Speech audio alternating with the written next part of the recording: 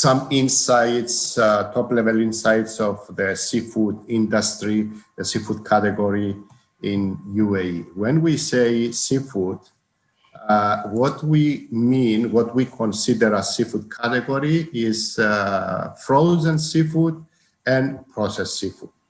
So what is happening in the retail market?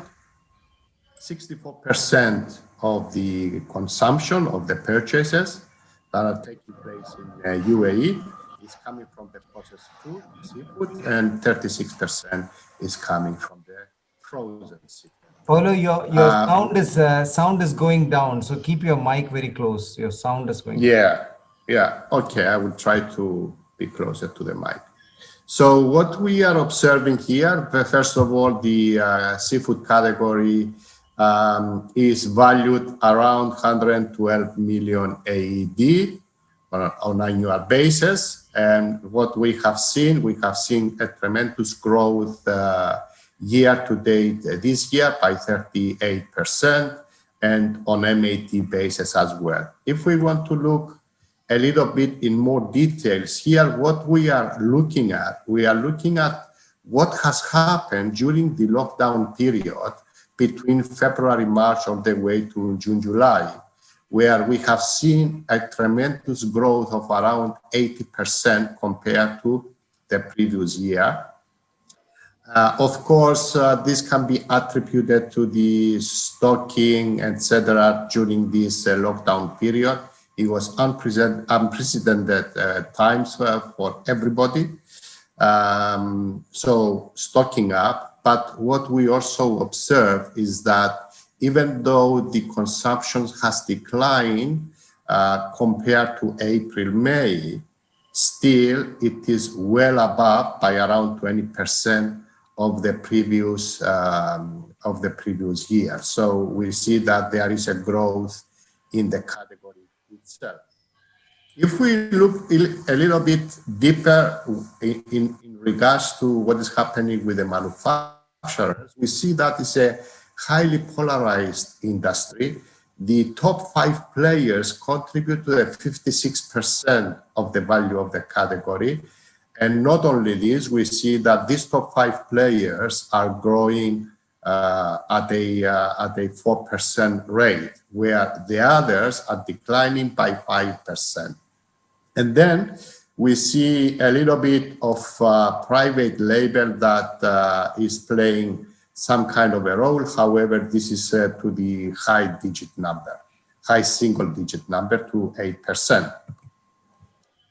Looking at the channel-wise, of course, as expected, the modern trade contributes to 85% of the business. And if we look at the individually 2 segments, the processed seafood, the majority, almost everything is coming from the modern trade, and the frozen seafood is around 60%. The remaining 40% is coming from the traditional trade. Going a little bit deeper in order to understand the performance of the 2 different segments, as we have seen before, 36% contribution is coming from the frozen seafood. Then within the frozen seafood, we have the different sub-segments in the likes of frozen fish fillet, breaded shrimps, and frozen shrimp. Everything with the exception of frozen fish, we have seen that there is a growth. Is not a huge, massive growth, but still is a growth. And of course, needless to mention that the frozen fish contribute over 50% of the category, followed by the frozen fish fillet, which is 30%. And the growth of the particular segment is in the range of 18%, on an MAT basis. Looking at the processed seafood, here we see a little bit a different picture. First of all, the high contribution, which is 64%, and the growth, which is 41% growth. It was massive. Looking at the different subsegments of the segment, the cooking shrimps, fish fish finger, the breaded shrimps, and the breaded fish fillet, and the others are declining. The rest is a slight increase as well. So at least we do not see the declines of what we are observing in other categories. So we can safely say that it's a steady consumption of the category with a tendency of growth. Here we are trying to compare the two different segments, the processed seafood and the frozen seafood, what has happened on MAT year ago versus MAT this year.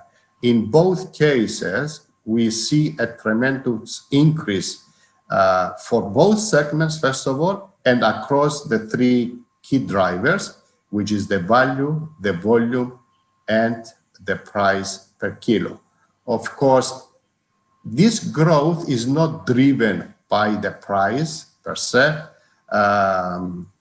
We see a slight increase in the price, but this can be attributed also to some other factors, i.e. promotions, pack sizes, the different types of different types of products. We will try to understand what is driving these growths and why particularly the processed seafood is experiencing such a massive increase. One of the reasons that we can give is that the processed seafood, what we are seeing here basically is the split of the promo contribution, meaning the sales that are taking place from the promotions. And here needs to point out that we are not talking for the promotions that we are considering are not the temporary price reduction, rather is the anything else excluding that. What we see that we are last year, first of all, is very evident that the processed food is highly driven by the promotions, which is, it was 85% last year, it is 88% this year. The frozen seafood, from 15%, it goes down to 12%. So one of the reasons that we think why this big growth is because of the promotions. And I would like to conclude with a thinking ahead points that I would like to bring to your attention.